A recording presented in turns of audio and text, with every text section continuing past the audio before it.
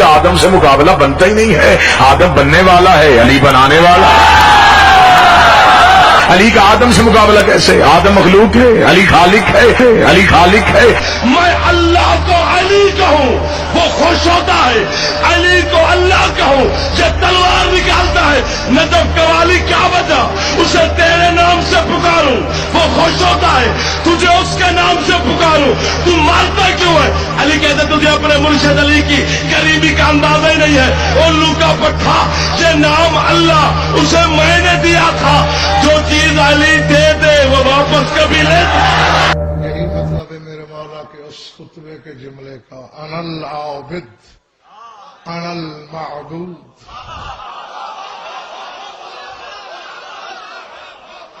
جیو جب تک دل چاہے جیو. ابھی فرماتے ہیں میں عابد بھی ہوں میں معبود بھی ہوں. اب جس کے پاس امر ہوگا وہی الامر ہوگا. اب اس نظام کو آگے کون چلائے؟ الامر. الامر جب الامر ہوگا تو اب یہ جو نظام کا امر مرکز بن رہا ہے, مقام کیا ہوا؟ مقام ربوبیت. ربوبیت میری طرف دیکھیں نا, میری طرف دیکھیں, میں سمجھاؤں گا آپ کو. اب یہاں مقام ربوبیت کا مطلب یہ ہے کہ وہ بھی رب ہے, یہ بھی ہے. فرق یہ ہے وہ ان کا رب ہے, یہ عالم کا. سجدہ علی جو ادا کر رہا ہے, خدا کی عبادت خدا کر. اسے کہا اگر تو نے اللہ دیکھا ہے ابو طالب کا بیٹا منبر نہ چھوڑنا. یہ دعویٰ آدم نے نہیں کیا, یہ دعویٰ نوح نے نہیں کیا, یہ دعویٰ ابراہیم نے نہیں کیا. موسیٰ طور پہ جاتا رہا, اس نے نہیں کہا میں نے اللہ دیکھا ہے. پہلی بار تو نے کوفے کے منبر پہ بیٹھ کے کہہ دیا تو نے اللہ دیکھا ہے. اگر تو نے اللہ دیکھا ہے پھر بتا اس اللہ کا قد کتنا ہے, اس اللہ کا چہرہ کیسا ہے, اس اللہ کے بازو کیسے ہے, اس اللہ کا سینہ کیسا ہے, بتا کیسا لگتا ہے. اللہ بولا اور سر ادھر دیکھ, ایسا لگتا, ایسا لگتا. میں آج ایک اور اعلان کرنا چاہتا ہوں. ہمارے جو ہے ناقابل اور نادان دوست جو ہے ہمارے ذاکرین کی معمولی مالی غلطیوں کو شیئر کرتے, خبردار ان کو شیئر نہیں کرو, دشمن خوش ہو جائے گا. یا اپنے اختلاف اندرین اختلافی باتوں کو رکھے. ممکن ہے کوئی ذاکر غلط آیا پڑے, غلط روایت پڑے, اس پر لعنت نہیں بیچو. جتنا علم ہے ڈیوٹی دیتے ہیں, کوئی مسئلہ نہیں. ہم ذاکر علماء ماتمی دستہ سب ایک ہے.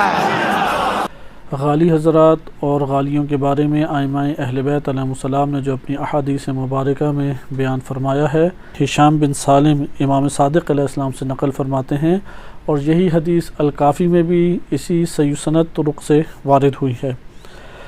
امام صادق علیہ السلام فرماتے ہیں قال اتا قوم امیر المؤمنین علیہ السلام. امیر المؤمنین علیہ السلام ایک قوم امیر المؤمنین علیہ السلام کے پاس آئی. فقالوا اور کہنے لگی السلام علیک یا ربنا, اے ہمارے رب آپ پر سلام ہو. فاستتابہم, امام علی علیہ السلام نے انہیں حکم دیا کہ وہ توبہ کریں. فلم یتوبوا, انہوں نے توبہ کرنے سے انکار کر دیا.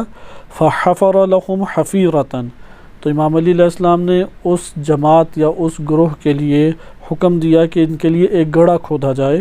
وأوقد فیہا نارا, اور اس گڑھے میں آگ لگائی, آگ بھر دی. وحفر حفیرۃ الی جانبہا اخری, اور اسی گڑھے کے دوسرے طرف ایک اور گڑھا کھودا گیا, یعنی اس کے جانب ایک کنارے پہ ایک اور گڑھا کھودا گیا. وافضى بینہما فلما لم یتوبوا القاہم فی الحفیرہ, تو جب ان لوگوں نے توبہ نہیں کی تو امام علی علیہ السلام نے اس گڑھے میں ان لوگوں کو ڈال دیا اور پھینک دیا. وأوقد فی الحفیرۃ الأخری حتی ماتوا, اور دوسرے گڑھے میں بھی اسی طرح سے آگ لگا دی اور یہاں تک کہ وہ سب کے سب مر گئے, ہلاک ہو گئے.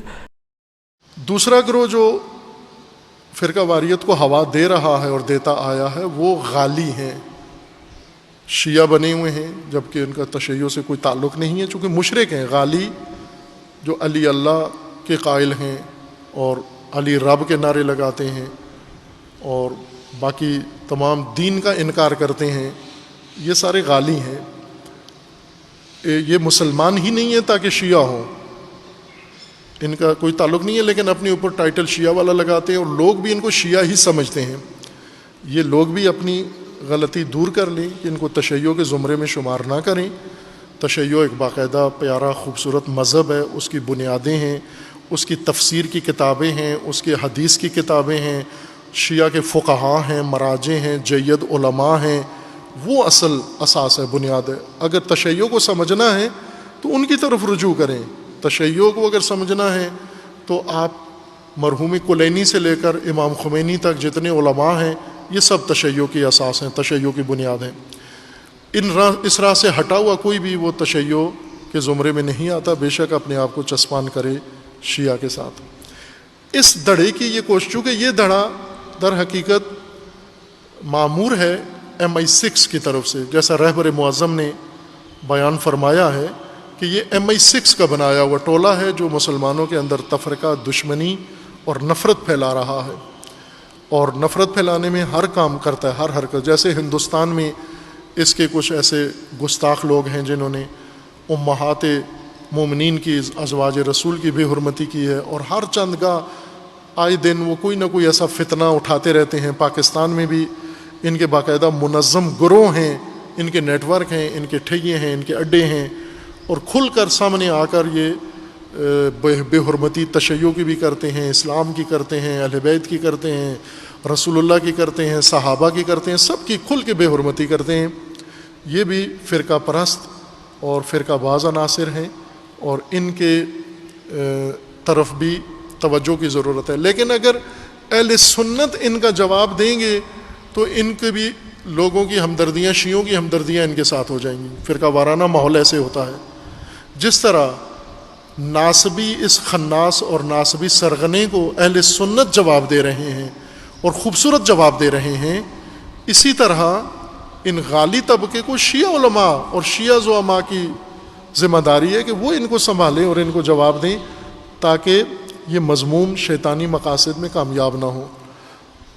میں تحسین کروں گا علماء اہل سنت کو، جتنے علماء اہل سنت نے اس موقع پر ناسبیت کے خلاف آواز اٹھائی ہے، میں درود و سلام بھیجتا ہوں ان سنی علماء کو جنہوں نے اس ناسبی کی، اس بے حرمتی کے مقابلے میں آ کر آواز اٹھائی ہے.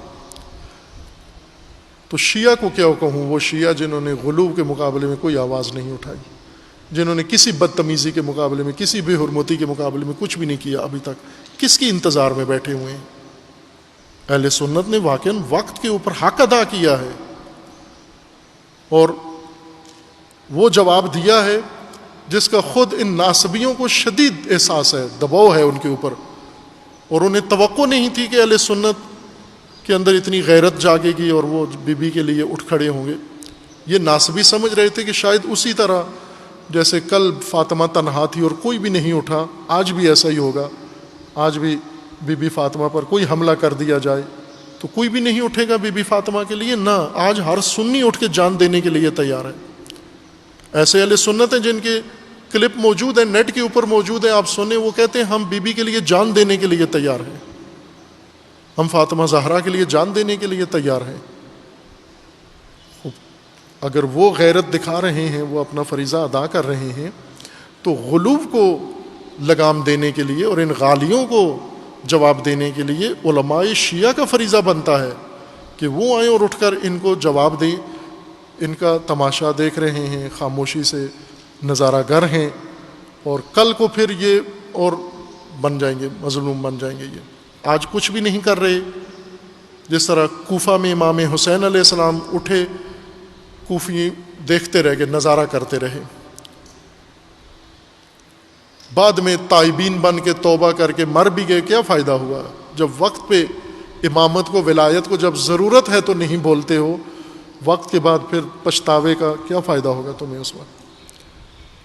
وقت کے اوپر جواب دینا چاہیے. اور یہ اخلاقی طور پر شیعہ علماء اس بات کے جواب دہ ہیں کہ کیوں ان کی آنکھوں کے سامنے یہ سب کچھ ہو رہا ہے اور وہ انجام نہیں دے رہے.